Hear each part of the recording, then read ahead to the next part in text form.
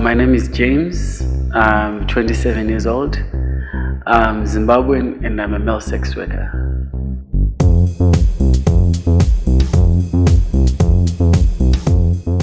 The difference between gay men and MSM is, for a gay man, you are in there for life. And for MSM, these are men who just want to have sex with men. I like to see myself as a sexual entrepreneur.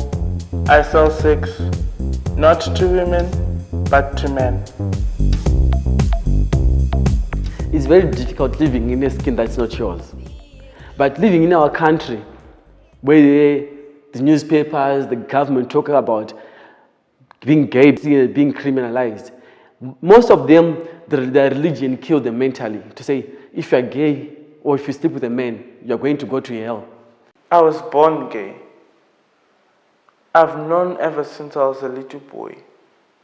I've always known I was gay from, I think, when I was doing my grade 2. But I kind of researched more into it, read a lot, watched a lot of TV.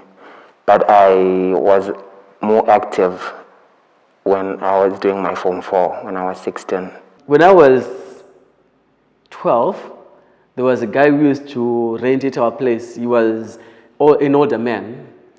He's the one who really made me discover that I love men. As an innocent child, I didn't know that he had other motives.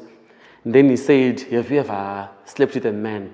And I said, no. Then he said, you are gay. Do you know that? I said, I think I am, but I'm not really sure. He said, let's find out.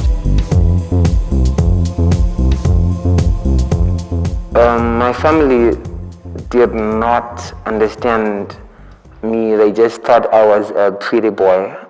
But I got to a point where I told them after prison that I was gay, and they tried to talk me out of it. They tried praying with me. They tried every trick in the book so that I can stop doing it, until I got to a point where I just moved out of the family home and stayed by myself. I was chased away from home at a tender age. They could not handle that they had a homosexual son. And then there was a pimp who used to pimp young boys, young girls up for sex. I was one of those people who used to hide who I am, until I said one morning, I'm tired of pleasing people. This is my life. I've made them happy. It's time for me to make myself happy. The day I said that to myself, I woke up, I put on the skin that I'm supposed to put. Ever since that day, I've never been happy in my life being with a man. Being comfortable in my skin. I tried to get a job and I couldn't get a job, and I decided to keep on selling sex out of prison. It all started when we were at school with my friends.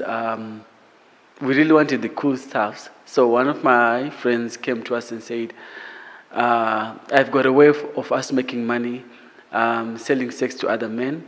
I tried looking for work. I couldn't find it. And then an idea struck me. Sex work. So when I was in prison, I had to protect myself, so I sold sex for favor. The gays in the jail, born gays, the situational gays in there, just because they're in the prison, the people have given up, so they'll just do anything. That might just give them pleasure. That might just pass time for them, because time stands still when you're in jail. On my 18th birthday, I had my first sexual experience in prison. In jail, basically, that's where most sex work is done. You have to sell sex for protection, you have to sell sex for cigarettes, you have to sell sex for food, and many people do it for protection. On my first experience, I did not use a condom. We did not use condoms because there are no condoms in prison. It's different for me because this is who I am. Why go and confess about my sexuality? I am who I am, and nothing can change it. I think maybe if you can just drain the whole blood in my body and then give me a fresh new one, maybe that's it. Because to me, being gay is right inside my blood and my veins. This is who I am.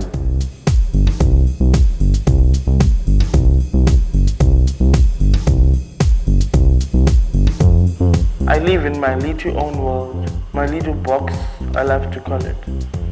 I can't associate with people. I can't show them who I am. That's my biggest challenge. Being comfortable in my skin. My family, they don't really know what I do. They don't really know that I sell sex. Because my hours are flexible. And the course that I did at school allows me to work day and night shifts. I'm able to pay rent for myself. I'm able to look after my child. I'm able to go wherever I want, selling sex. I'm building a business and I have financial support from a minister and other influential people who I retain the favor with sex. And in a way, they also protect me from the media, from other elements of society that might want to ruin me. A couple of men might come to me. They'll say that we want to have real sex with you. How can I refuse them when I want money, when I want food, when I want clothes, when I want shelter? Most of the men that I have sex with as a sex worker are married men or men who are just curious to just have anal sex. They just want to try something. We always have clients that come to us. Some tell you plainly that, yes, I'm associated with cults, I'm associated with ngangas. I usually touch juju stuff so that my businesses go up. They believe that if they sleep with a gay man or a homosexual, then whenever they go and steal, they are more successful. Most of the men that I sleep with are identified as after nines. They are gay people at night, in the morning they're straight. Most of the people I have sex with are married men. And the reason that they are married is not because they are bisexual or that they are straight men having sex for fun. It's because they are gay. But because of the cultural influence and religious influence we Zimbabweans have, they have to marry at some point. Everyone in Africa is a Christian. That's basic religion. But then why should I praise God when His crusaders, His sheep, shun me? It feels right to be a homosexual. I did not ask for this. I can't believe in a religion that condemns homosexuality. I have tried to use religion to stop it and it did not work. I have tried to use our own traditional methods, but it did not work. So I can't, if it's not a solution for me, if I cannot stop this, then I can't be there looking for salvation.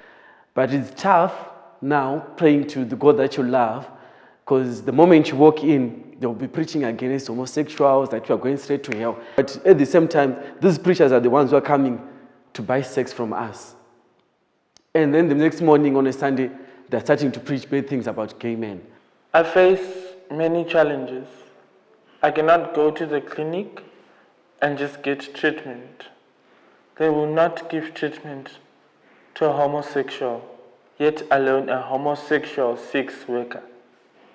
We would get tested and pretend we were straight men.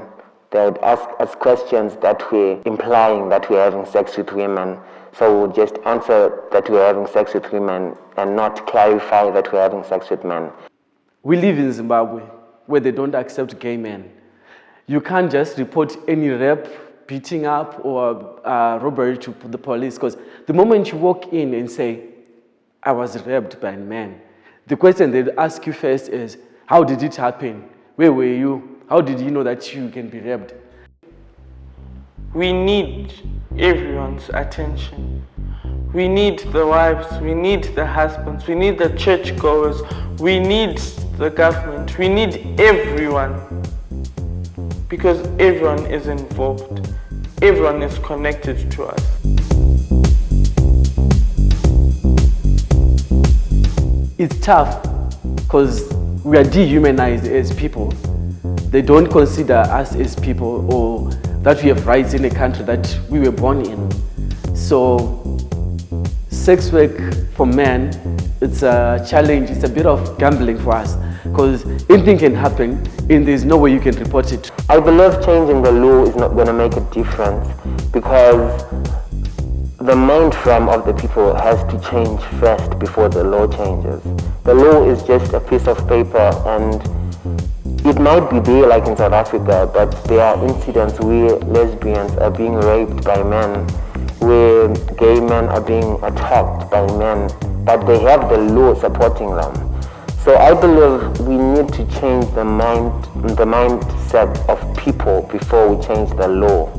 And there's lots of us in how are we supposed to end AIDS by 2020 when you don't include these gay men?